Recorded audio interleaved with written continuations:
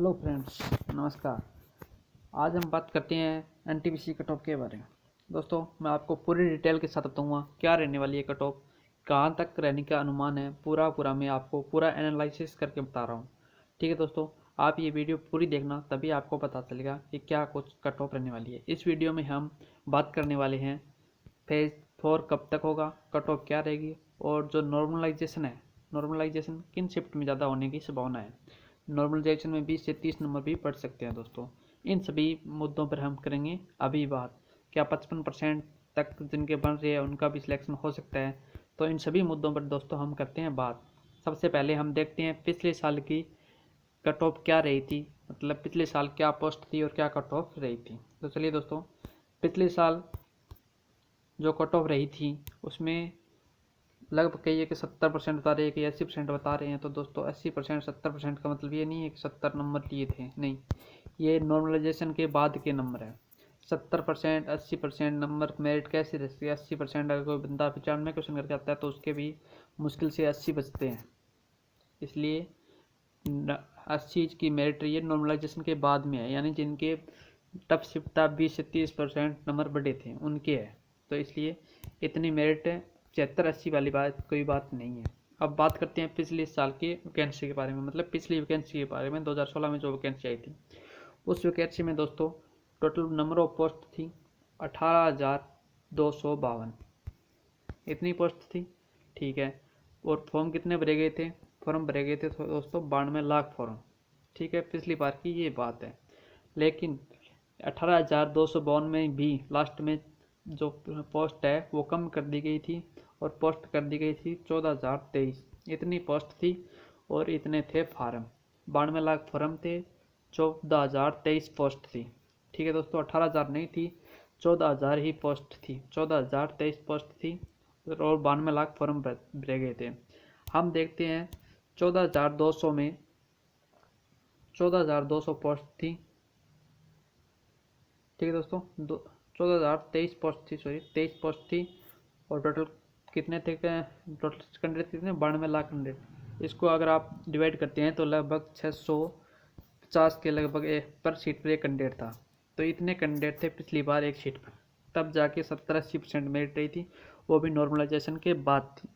Normalisation बहुत होता है दोस्तों, नॉर्मलाइजेशन में नंबर काफ़ी मिलते हैं, इसलिए जिनका टफ शिफ्ट में पेपर होता है उनको फ़ायदा होता है। अब बात करते हैं इस साल की वैकेंसी की। तो इस साल की वैकेंसी कितनी है? इस साल की वैकेंसी है 35,200, मान लेते हैं हम, लगभग इतनी है, 35,200 वैकेंसी है। टोटल कैंडिडेट कितने हैं? तो टोटल कैंडिडेट है दोस्तों 1,26,00,000, 1,26,00,000। अगर 1,26,00,000 को 35,200 से डिवाइड करते हैं तो एक सीट पर कैंडिडेट जो होते हैं वो होते हैं 350 कैंडिडेट होते हैं। और पिछले साल कितने थे? पिछली बार थे 650। एक तो फ़र्क ये आ गया दोस्तों, एक मेन वजह तो यही है कि मेरिट जो है वो पिछले साल से कम रहने की संभावना है।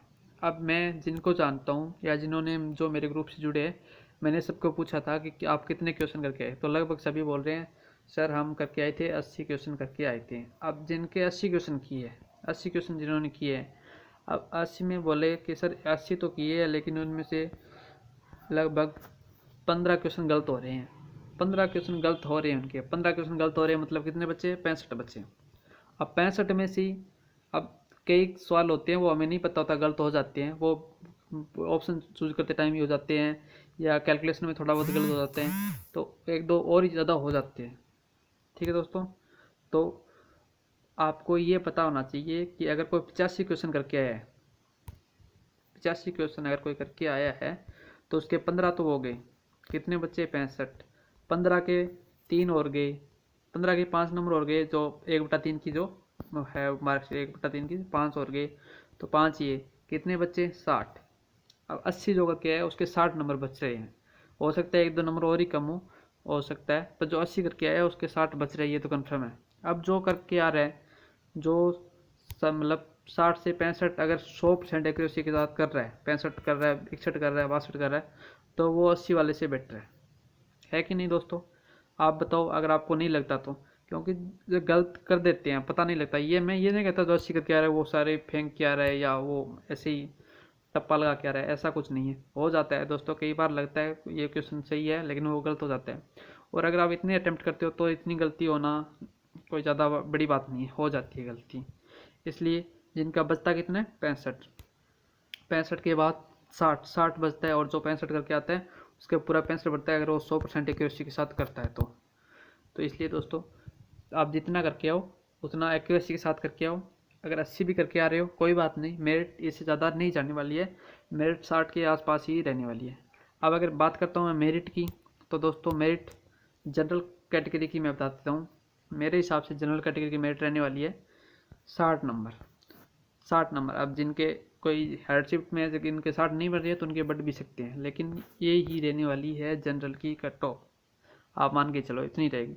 ओबीसी की 5 नंबर कम कर दो, ओबीसी की लगभग 55-60 और एससी की कितनी करोगे, एससी की यही 52-53 एससी की हो जाएगी और 48-45 यहाँ तक एसटी की हो जाएगी। तो ये एक कट ऑफ रहने वाली है।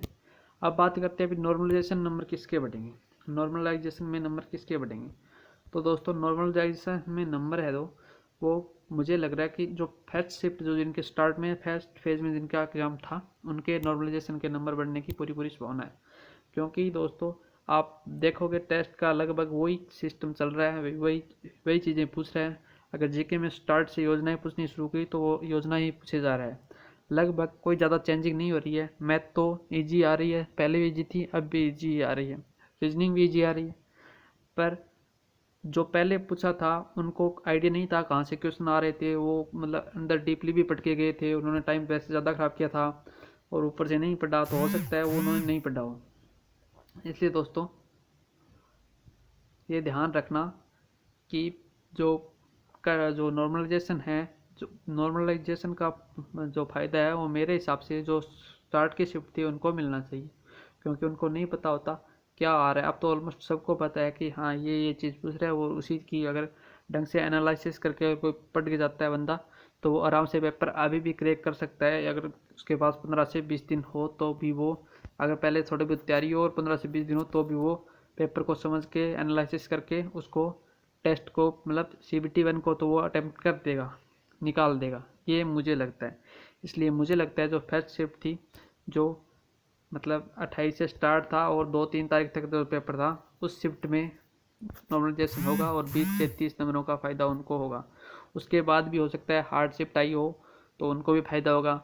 अब आप बात करो कि अब कितना करके आना चाहिए, तो अब दोस्तों अगर कि ये मत सोच के जाओ कि हमें कितना करना है, आप जाओ जितना आपको आता है अच्छे से विश्वास है उतना करो, बस तुक्के लगाने की कोशिश मत करो। जितना आ रहा है 60 आ रहा है 65 आ रहा है 70 आ रहा है 80 आ रहा है, अगर 100 भी आ रहा है तो करके आओ, वो कोई दिक्कत नहीं है। मैं ये नहीं कह रहा कि 60-65 ही करके आओ, करके सभी आओ, लेकिन जितना आ रहा है उतना ही करके जाओ बस। आप अगर 60 नंबर अगर आप बन रहे हैं तो आप बिल्कुल सेफ हैं, घबराने की जरूरत नहीं है। 60 नंबर कोई भी कैटेगरी के हो, अगर 60 नंबर बन रहे हैं तो आप सेफ है, कन्फर्म सेफ है, नो टेंशन। ठीक है दोस्तों, थैंक यू दोस्तों, जय हिंद, जय भारत।